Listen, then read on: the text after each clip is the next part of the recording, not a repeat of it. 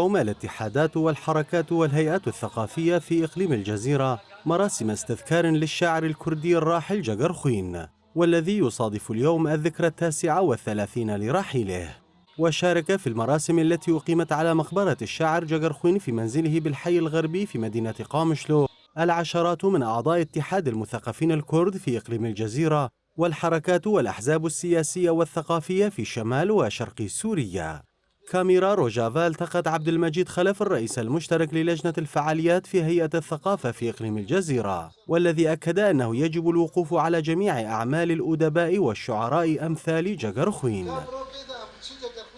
أي عمل لتخليد الشاعر جقرخوين لا نكون قد وفيناه حقه، لأن جقرخوين قد دخل كل منزل من المنازل الكردية، قد دخل قلب كل إنسان كردي، واستطاع بقصائده وبحضوره القوي والكبير جدا أن يترك مساحة كبيرة وذكرى غالية وكبيرة في قلب كل إنسان.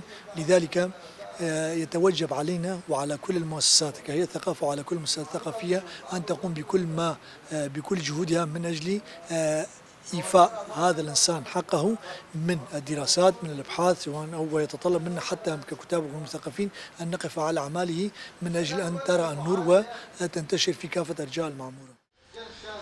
من جانبها أوضحت عضوة الهيئة الإدارية في اتحاد المثقفين في إقليم الجزيرة ياسمين مشايخ إن الهدف من هذه الفعالية هو استذكار جقرخوين وتخليد ذكراه وحماية اللغة الكردية.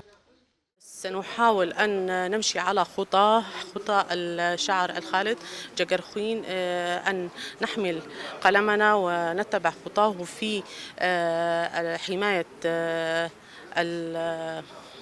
اللغة الكردية والقلم الكردي، لأن الشعوب تتقدم بخطاها بواسطة القلم وبواسطة الفكر وبواسطة الثقافة، وهذا هو الشيء الذي نطمح إليه.